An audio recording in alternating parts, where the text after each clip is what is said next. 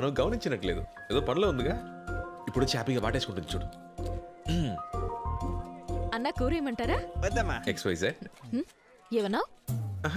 ఏంటి మళ్ళీ కోపం కలుగుస్తుంది? ఏంటి రొమ్మిర్చుకొని ఉంచున్నావు? చూడలేదించు. కూలింగ్ లాస్తి ఏంటిలా గాలి తీసింది? ఓ ఏమండి, ఎంతమందిని మీకోసం కొట్టాను. XYZ చెప్పకపోయినా పర్లేదు, అట్లీస్ట్ ఒక థ్యాంక్స్ అయినా. అందుకేగా కోడి కూర పెడుతోంది. మెక్కి దొప్పే పోవే. ఏమన్నా? పోతాను మెక్కుతానన్నా. 100 మందిని మేనేజ్ చేస్తున్నాను, ఇది చూపులతోనే చంపేస్తుంది. గుడ్ల గుబ్బ. సుల్తాన్ ఫోన్. హలో బాబు, నేను లాయర్ని మాట్లాడుతున్నా. సార్ చెప్పండి సార్. న్యూస్ చూసావా? ఇక్కడ అందరినీ కుక్కల్ని కాల్చినట్టు కాల్చి పారేస్తున్నారు. ఒకటే రక్తపాతం. This encounter was not a planned action, just self-defense. Anyways, Vizag should be crime free. ఇది కేవలం ఆరంభం. ఆపరేషన్ పూర్తయినట్టుకి వైజాగ్లో రౌడీజం అనే మాటే ఉండదు. ఎట్టి పరిస్థితుల్లో వాళ్ళు ఇక్కడికి రాకుండా జాగ్రత్త పడు. కేర్ఫుల్ బాబు. సరే సార్.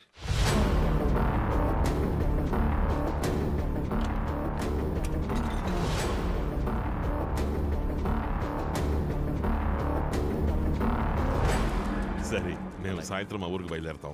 అవును, అలాగే. సరే, జాగ్రత్తగా వెళ్ళండి. రేయ్, సాయంత్రం అందరూ ఊరెళ్ళిపోతున్నాం. ట్రైన్ ఆగినా సరే ఎవరికి మళ్ళీ భోజనాలు పెట్టించను. ఇక్కడే డబుల్ కోట మెక్కేయండి, అర్థమైందా? ఏంటి సుల్తాన్, ఆలోచించకుండా ఫోన్ చేయండి.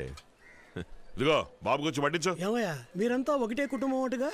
నిజమా? అవును. భోజనాలకే బోలెడంత ఖర్చు అవుతుందేమో. రోజుకు 10 కిలోల బియ్యం మాయమైపోతాయి. ఏంటయ్యా నువ్వు, తినే పువ్వు కూడా లెక్క కడితే ఎలా చెప్పు? మా దగ్గరే గనక మీలాంటి వాళ్ళు 100 మంది ఉంటే చాలు. మేం ప్రతిరోజు 10 ఊళ్ళకు బువ్వ పెట్టగలం, తెలుసా? ఎలా పెట్టగలరు? వీళ్ళందరినీ ఏకోజామనే పొలంలోకి దింపి ఒక పక్కనేమో 10 ఎకరాల్లో వంకాయ, బెండకాయ, టమాటా కూరగాయల్ని, ఇంకో పక్కన అరటి తోటని, వీటితో పాటు మిగిలిన భూమిలో వరిని పండిస్తే దిమ్మ తిరిగిపోతుంది. వీళ్ళతోనా జరిగే పని? నా తాత వీళ్ళకి వ్యవసాయం రాదు. అరే ఏంటి బాబు అలా అంటావు? సాఫ్ట్వేర్ కుర్రోళ్లే వ్యవసాయం చేయగలేంది, వీళ్ళు చేయలేరా? మీ తాత ముత్తాతలు వ్యవసాయం చేయలేదా ఏంటి? వ్యవసాయం మీ రక్తంలోనే ఉంది బాబు. విత్తనాలు ఎవరు జల్లినా మొలకెత్తుతాయి. హలో హలో హలో, మన ఊరి సమస్య గురించి మాట్లాడడానికి వైజాగ్ వెళ్ళి వీళ్ళ నాన్నగారిని కలిసినప్పుడు మేము రైతులం అని చెప్పగానే ఒక్క పైసా కూడా ఆశించలేదు. నాకు పిడికెడు ధాన్యం ఇవ్వడని చెప్పారంతే. అది ఆయన గొప్పతనం. మనం రైతులం, పిడికెడు ధాన్యం ఏంటి, పండే పంటలో ప్రతి సంవత్సరం సగభాగం ఇచ్చేద్దాం. ఏం బాబు, ఇప్పుడు నీకు సంతోషమేగా? మీరు ఈ రోజే వైజాగ్ వెళ్తున్నారని మీ వాళ్ళు చెప్పారు. వెళ్లే ముందు ఇంకేం కావాలన్నా అడిగి మరీ తీసుకెళ్ళొచ్చు. బస్సు ఇదే మంచి టైము, వెళ్ళి పిల్లలు అడిగేసి వెళ్ళు. పో. అడుగుతాడు.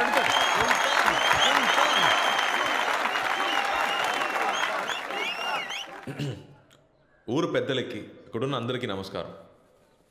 గొడవలు కొట్లాట లాంటివి మా నాన్నగారు చేసినప్పుడైనా, మా అన్నలు చేసినప్పుడైనా నాకెప్పుడు నచ్చలేదు. కానీ ఇప్పుడు నాకు ఒకటి బాగా అర్థమైంది. కత్తితో చెట్టు నరికితేనే తప్పు, ముళ్ళు నరకడం తప్పు కాదు.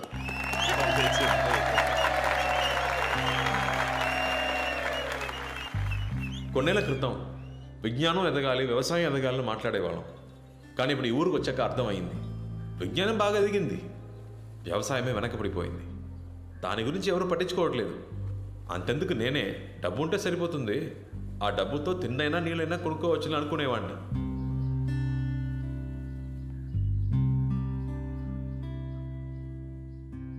కానీ ఇప్పుడు నా ఆలోచన అది కాదు. ఆ కొండ మీద ఎక్కి చూస్తే ఈ ఊరు పచ్చగా కలకల్లాడాలి.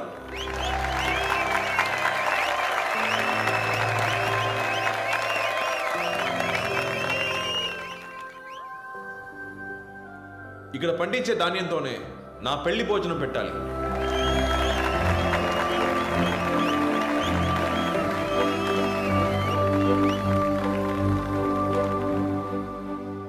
అది పండించేవాడిని నేనే కావాలి. ఏం ప్లాన్ చేస్తున్నాడు అర్థం కావట్లేదు. ఏమంట ఏమంటున్నాడు? అన్నా ఇదేం ఫిట్టింగ్ అన్నా?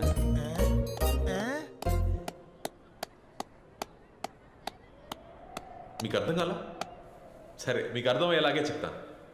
నేను నా అన్నలు ఒక 5 నెలలు ఈ ఊళ్ళోనే ఉండి మీ అందరితో కలిసి వ్యవసాయం చేద్దామని నిర్ణయించుకున్నాను. వ్యవసాయమా? మైక్లో ఏమంటున్నారు మైకిల్? వ్యవసాయం చెయ్యాలంట. సంతోషమేగా? ఏంటి బాబు ఇది? వ్యవసాయం అంటే మాకేమీ చులకన కాదండి. దిగితే మేమో చేస్తాం. అందుకని మమ్మల్ని మీ పిల్లలే అనుకుని వ్యవసాయం చేయడానికి మాకు ఎంతో కొంత భూమి ఇస్తే సరిపోతుంది, అంతే.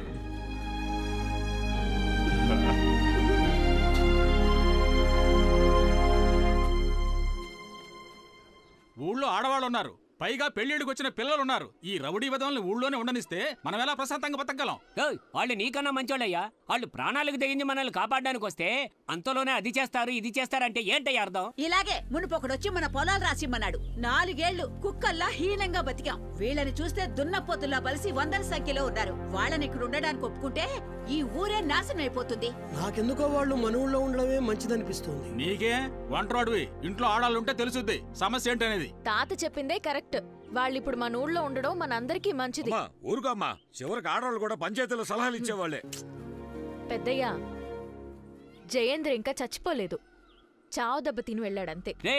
ఆడి తిరిగొచ్చాడంటే మనుషులు పెట్టి కొట్టిస్తారా అని ఊరు మొత్తం తగలబెట్టడం ఖాయం. అవునే. ఇలా చూడండి, ఇప్పుడు మన సమస్య వీళ్ళు కాదు. సమస్య ఏంటంటే ఇంకో 6 నెలల్లో వ్యవసాయం చేసి మన పొలాల్ని కాపాడుకోవాలి. ఇది బీడు భూమి కాదు, వ్యవసాయ భూమి అని నిరూపించాలి. అందుకోసం వాళ్ళు మన ఊళ్ళోనే ఉండాలి. ఆ అమ్మాయి కరెక్ట్ పాయింటే మాట్లాడుతోంది. ఇది జరిగే పని కాదులే. పొలాల కోసం మానాన్ని తాగట్టు పెట్టాలా?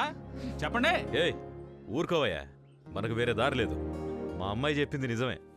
అవన్నీ అలా ఉంచండి. ఎంతకీ పొలం ఎవరిస్తారు? ఏం మాట్లాడరే? చెప్పండి, పొలం ఎవరెత్తారు? నా దగ్గర 1 ఎకరం ఉంది, నేనిస్తా వాళ్ళకి. ఏంటి 1 ఎకరమా? దాంతో ఏం చేయాలని? నాకు 8 ఎకరాలు ఉంది, వాళ్ళకి నేను ఇస్తాను.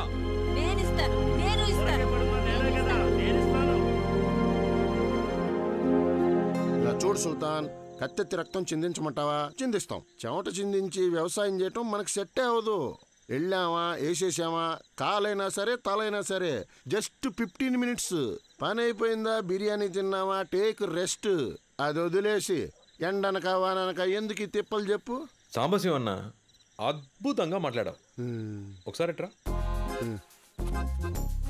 కంగ్రాచులేషన్స్.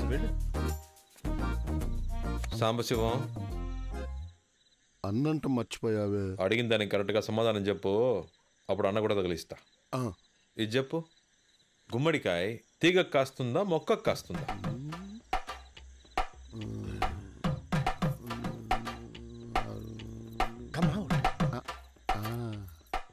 రెండిటికి కాయదు, చెట్టుకే కాస్తుంది. ఎలా చెప్పావు? సుల్తాన్, దొండకాయ, బెండకాయ, వంకాయ ఇవన్నీ చిన్నవి, తీగల మొక్కలు తట్టుకుంటాయి.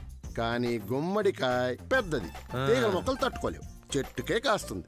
బ్యూటిఫుల్. చెట్టుకి గుమ్మడికాయ. అవును సుల్తాన్, మనకి తెలియదు. అయితే రక్తం చిందిస్తారు గాని చెవట చిందించరు. తలలు తీసేయడం మీకు ఈజీ, వ్యవసాయం మీకు కష్టం. గుమ్మడికాయ దేనికి కాస్తుంది, ఎలా కాస్తుంది అది మాత్రం తెలియదు. ఇప్పుడు చెప్తున్నా, నేనే పని చెప్పినా చేస్తారని చెప్పారు కదా, ఇంకా మీ పని వ్యవసాయమే. లేదు మా వల్ల కాదు అనేవాళ్ళు మీలో మీకు అలవాటు ఉందిగా, ఓడిపోయిన వాడు గెలిచిన వాడి మాట వినాలని. రండి, వచ్చి నన్ను కొట్టి పడేయండి, ఆ తర్వాత మీ ఇష్టం. బాబు, వాళ్ళెలా మీతో గొడవ పడతా? తొందరపడ కాసి. రేపు పొద్దున 5కి షార్ప్గా అందరు రెడీగా ఉండాలి. మిడ్నైటా? అదే. పో పో పో పో పో.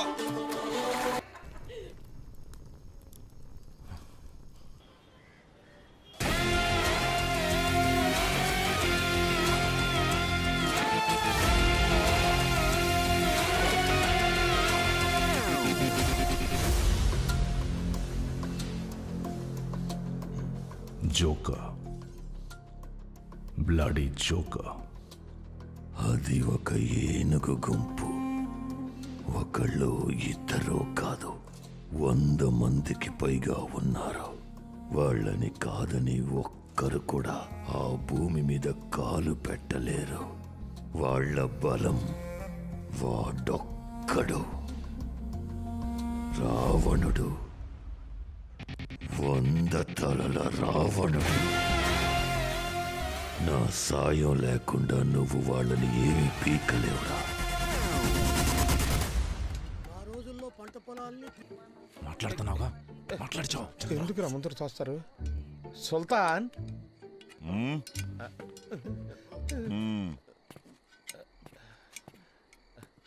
ఇక వ్యవసాయం వద్దులే బాసు, వైజాగ్ వెళ్ళిపోదాం. నేను కాదు, మనోళ్ళ మనసులో మాట. మనుషులనైతే వేసేయచ్చు కానీ పశువులు వేయగలమా? వైజాగ్లో అయితే షేర్ ఆటో నడుపుకొనైనా బతికేయచ్చు. ఇవన్నీ ఇక్కడికి రాకముందు ఆలోచించాలి. వచ్చి చేయాల్సిందంతా చేసాం. ఈ ఊరు సమస్య తీరే వరకు ఇక్కడే ఉండాలి. ఓ సంతేనా? 1 గంట టైం ఇవ్వు సుల్తాన్. ఈ ఊరిని ఇబ్బంది పెట్టే నా కొడుకుల తలాలు నరికి నీ కాళ్ళ ముందు ఉంచుతాం. మేము వెళ్ళి మోటా ముళ్ళి సర్దేసుకొచ్చా. అట్ట చూడ మాకయ్యా.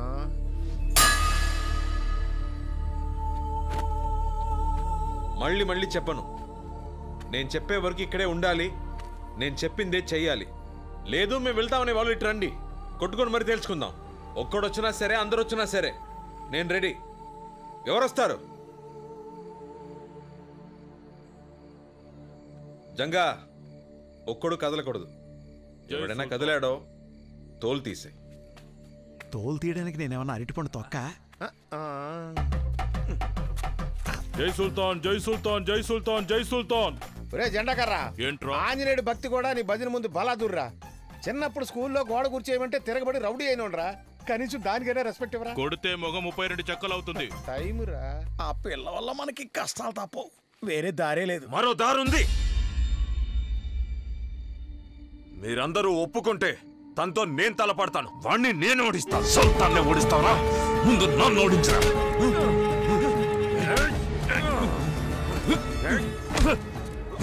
ఆపండ్రా, ఆపని చెప్తున్నాను కదా.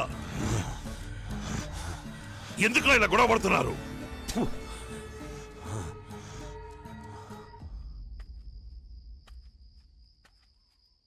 మీ మనసులో ఏముందో నాకు అర్థం కావట్లేదు. దేనికోసం ఇదంతా? మన వాళ్ళని కష్టపెడుతూ, ఈ ఊళ్ళో వాళ్ళని కష్టపెడుతూ దేనికి? ఆ అమ్మాయి కోసమా? మన కోసం, మనందరి కోసం మావయ్య. ఏంటి? నిన్నటి వరకు ఒక 6 నెలలు ఈ ఊళ్ళో ఉండి వెళ్ళిపోదామని అనుకున్నా. కానీ ఈరోజు వీళ్ళకి వ్యవసాయమే కరెక్ట్ అని అనిపిస్తుంది. ఇక్కడుంటే వీళ్ళు తప్పు చేయరు. వీళ్ళందరినీ రైతులుగా మార్చేయాలి మావయ్య. రైతులుగా మారుస్తావా? వీళ్ళనా? మూర్ఖులు బాబు. మీరు సముద్రానికి ఆనకట్ట కడుతున్నారు. అది జరగదు. వీళ్ళు మారరు. వదిలేయండి సుల్తాన్. జీవితంలో మంచి అంటే తెలియని వాడే మావయ్య. ఎలా పడితే అలా బతుకుతాడు. ఒక్కసారి మంచి ఏంటో తెలిస్తే వాడికి బతకటంలో రుచి తెలుస్తుంది. నాకు మీరు 6 నెలలు టైం ఇవ్వండి. వీళ్ళు మారకపోతే నా మనసు మార్చుకుని మళ్ళీ బాంబేకి వెళ్ళిపోతాను. దానికి వీళ్ళు ఒప్పుకుంటారా? వాళ్ళకి తెలియక్కర్లేదు మావయ్య. నేను ఆ అమ్మాయి కోసమే ఇక్కడ ఉన్నట్టు అనుకోని. ప్రాబ్లం అది కాదు మావయ్య. మరి మనం ఈ ఊళ్ళో ఉండాలంటే కత్తి పట్టక తప్పదు. వీళ్ళని మార్చాలంటే వీళ్ళు ఇంకెప్పుడు కత్తి పట్టకూడదు. దీనికి పరిష్కారం ఏంటో నాకు తెలియట్లేదు.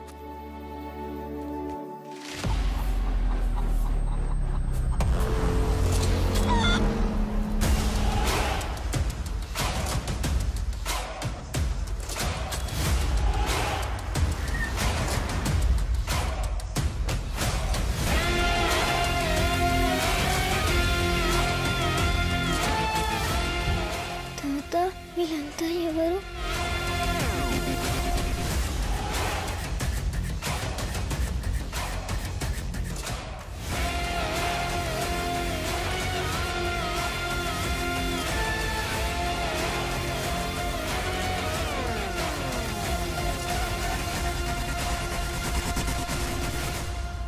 తాత సుల్తాన్ వచ్చాడు.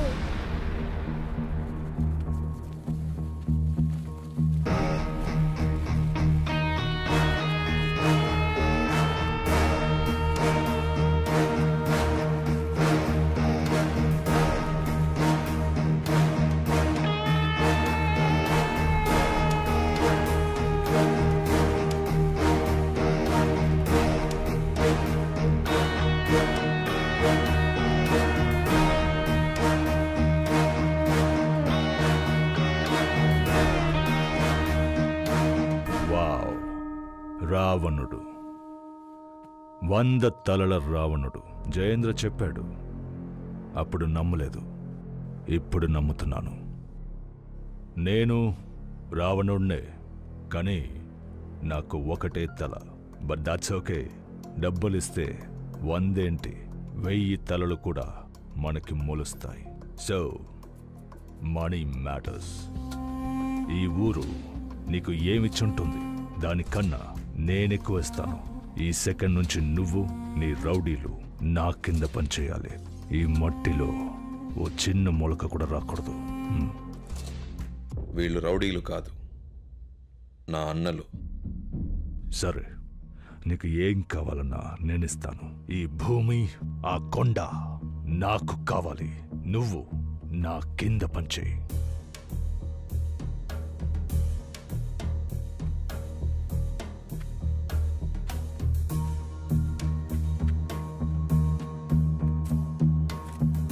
ఈ భూమి కొండ కావాలంతేనా? ఇమ్మని చెప్తా.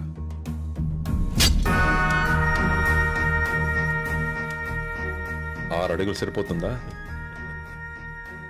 బలం ఉంది కదా అని శత్రువుల్ని పెంచుకోకు.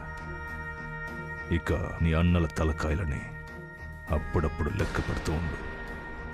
నెక్స్ట్ టైం నేను ఇలా ఓపిగ్గా మాట్లాడు.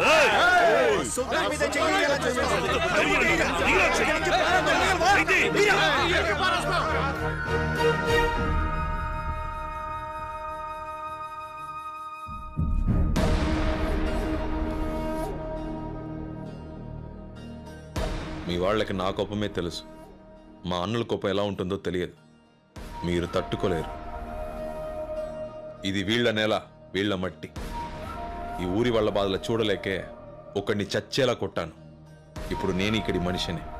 జోలికొస్తే నరిక్కేస్తా. ఇంకెప్పుడు ఇక్కడికి రాకు. వస్తే మళ్ళీ వెళ్ళాం.